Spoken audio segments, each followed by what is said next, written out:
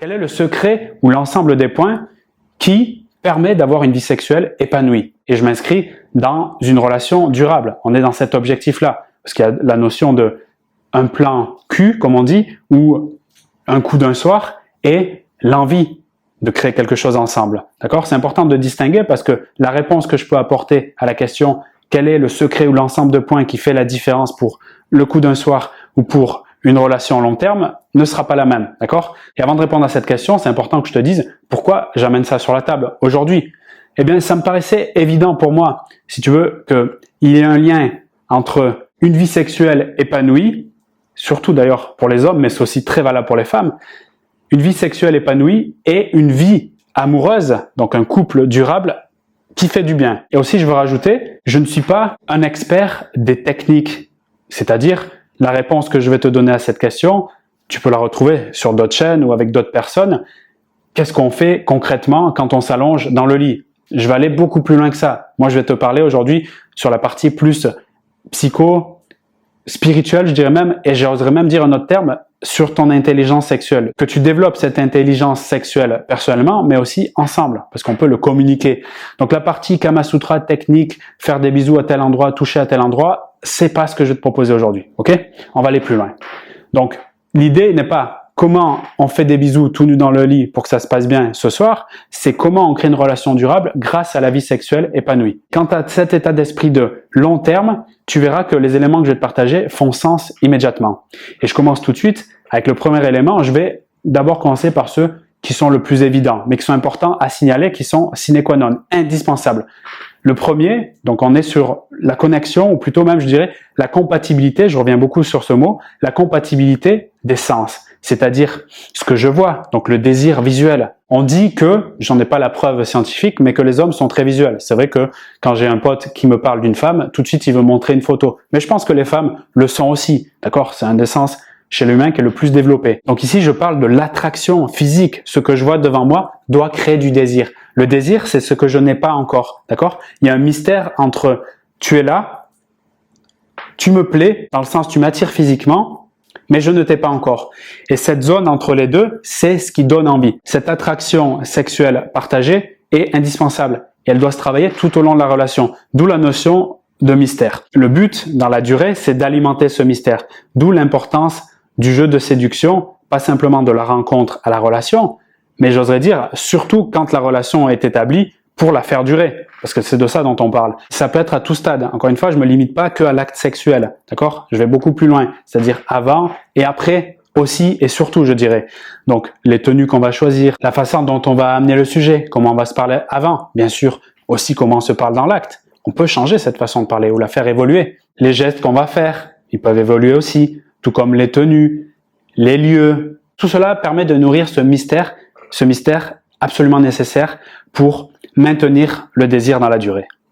Maintenant, ou plutôt je reviens sur cette idée de compatibilité ou de connexion au sens. On avait ce qu'on voit, le désir physique très important, mais il y a aussi et surtout quelque chose qui est peut-être à un niveau qu'on ne peut pas palper, qu'on ne peut pas connecter sur le plan, on va dire, conscient, mais qui existe et qui est absolument nécessaire aussi.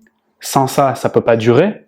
Peut-être une nuit, mais pas durer selon moi. C'est au niveau des odeurs, une odeur agréable, une odeur attirante. Alors oui, on peut le faire évoluer à travers peut-être le parfum, mais tu mets pas du parfum 24/24, surtout quand tu vis avec quelqu'un. Il y a la notion de prendre soin de soi derrière tout ça. Ça va au-delà du parfum. L'alimentation, le soin dentaire, le soin de sa peau, bref, une intention d'améliorer sa santé au quotidien. Je pense qu'on devrait tous d'ailleurs faire ça sans même parler de vie sexuelle. Il y a aussi la connexion à un autre sens, tout aussi important, et peut-être c'est le plus important, c'est la sensation au niveau kinesthésique, le toucher, les émotions, le ressenti. Tout ça fait partie d'un lot qui permet ensemble de vivre mieux notre vie sexuelle.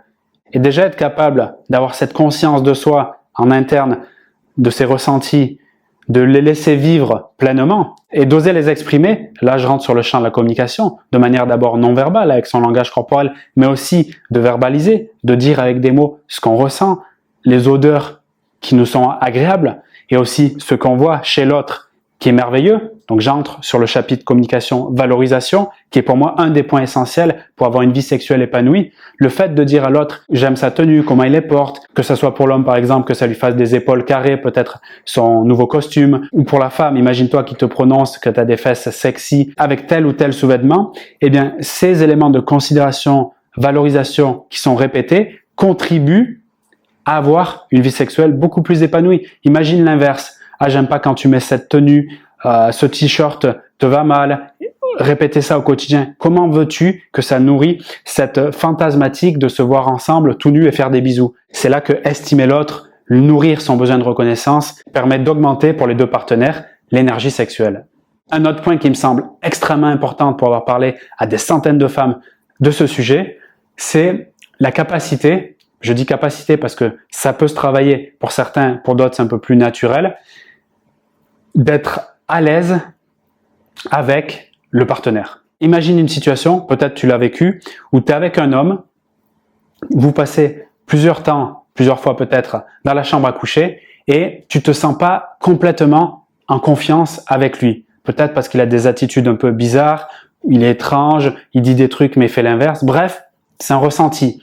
Tu captes que tu n'es pas fondamentalement à l'aise et pourtant, tu es bien avec lui, il y a une bonne connexion, il y a une forme de complicité, mais il y a ce petit truc en arrière-plan. Il est difficile, ou en tout cas plus difficile, de s'abandonner soi-même à l'autre. D'accord? C'est important ce point. S'abandonner soi-même à l'autre. Quand j'ai cette difficulté-là, finalement de lâcher prise complètement, je n'exprime pas mon plein potentiel dans ce domaine-là, dans la vie sexuelle. Et n'exprimant pas ce plein potentiel, je limite, encore une fois, il y a un lien étroit entre vie sexuelle et qualité de la relation et même durabilité, je limite justement le potentiel de la relation. Tu vois le lien comme il est évident maintenant? Et c'est pour ça que développer la qualité de rapport à l'autre sur les autres pans de la connexion, qu'ils soient intellectuels, spirituels, compatibilité sur les visions, les valeurs, tu sais, je le dis souvent parce que je pense que c'est ce qui est le plus important, le W, vision, valeur, et aussi le mode de vie, des projets de vie, des missions professionnelles qui peuvent être des fois d'ailleurs partagées. Également le soutien réciproque, c'est pas uniquement l'homme qui va soutenir la femme quand ça va bien et d'ailleurs aussi quand ça va pas, c'est également, c'est pour ça que je dis réciproque, la femme, d'ailleurs c'est un des rôles, je pense, principal pour une qualité de relation durable, que la femme le soutienne, l'homme dans ses projets, même aussi dans ses peurs s'il les partage, bref, qu'elle le soutienne de manière générale. Ces éléments-là contribuent à augmenter le rapport de confiance qui lui-même contribue à augmenter la capacité à s'abandonner. D'accord? C'est très très important. Autre point lié à ça, qui de prime abord on pourrait se dire mais ça n'a aucun rapport, alors qu'à mon sens c'est extrêmement connecté, c'est le fait de être à l'aise, en tout cas de développer des projets, des actions qui me nourrissent dans les autres domaines de vie. On parlait il y a quelques instants sur la partie professionnelle, mais aussi sur la relation que j'ai avec ma famille, ma santé personnelle, mes activités, mes voyages avec les amis, etc. Plus je vais dans le sens de m'épanouir dans ces domaines, plus je m'épanouis sur la vie sexuelle. Je le dirais d'une autre manière, moins j'ai de difficultés en étant plus proactive dans mes autres domaines de vie, plus j'arrive, je prends l'exemple de la chambre à coucher, ça peut être ailleurs encore une fois, mais pour parler de la vie sexuelle, on va la symboliser par la chambre à coucher. Plus je suis à l'aise et libéré ou soulagé dans la chambre à coucher et donc plus facile de vivre le moment présent, être dans l'instant, c'est-à-dire pas de souci, comme un espace méditatif, cette chambre à coucher, et donc m'abandonner à ce moment magique et un peu mystérieux. Je rappelle que c'est ce moment qui permet la reproduction, c'est pour ça que je parle de mystère ici. Bref, un moment magnifique qu'on aime tous quand ça va bien dans notre vie, ok? T'es d'accord que quand tu as des difficultés d'un domaine particulier, par exemple, je suis dans une reconversion professionnelle, c'est très difficile, ma boss me parle ultra mal ou bien me valorise pas dans mon travail et j'ai pas soit les outils, soit la confiance pour démarrer ma seconde activité, même si je sens qu'il y a une passion. Bref, je suis un peu entre les deux, ce qui peut arriver à de nombreuses personnes. C'est pour ça que je prends cet exemple et j'arrive dans la chambre à coucher, difficile de me lâcher, difficile de déposer cette problématique que j'ai là sur la partie pro à côté du lit et m'abandonner pleinement dans ce moment vital pour la relation. D'où l'importance de nourrir les autres domaines de vie en permanence et d'être proactif pour gérer au mieux les difficultés à venir.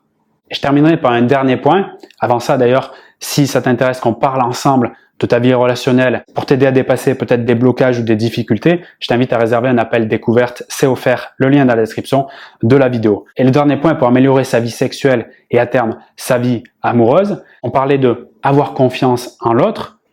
créer ce rapport de confiance, mais peut-être encore plus important, d'abord et avant tout, avoir un rapport sain avec soi-même, se sentir à l'aise dans son corps, parce que oui, c'est indispensable. Si je suis pas bien, que j'ai des maladies chroniques, mal de ventre ou des maux de tête, des migraines, ou tout simplement je me trouve moche ou un peu en embonpoint en ce moment, que j'ai besoin de faire un régime mais que j'y arrive pas ou que j'ai une telle blessure qui me permet pas d'y arriver, bref, que je me sens pas à l'aise dans mon corps, effectivement, ça risque de dégrader la vie sexuelle. Encore une fois, pour une idée de m'abandonner pleinement et d'oser être pleinement moi-même, qui me regarde tel que je suis.